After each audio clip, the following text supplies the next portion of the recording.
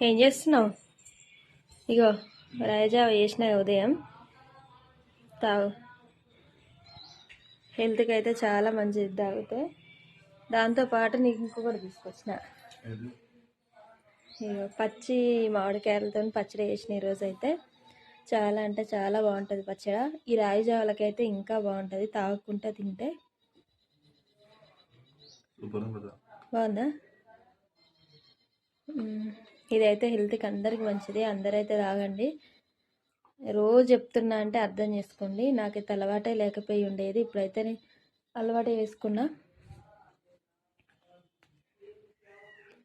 తాగు, మంచిగా ఉందా? మీరందరూ ఏం చేస్తారు మరి? వంటలు అయితే ప్రిపేర్ చేసుకుంటారా అయినాయా?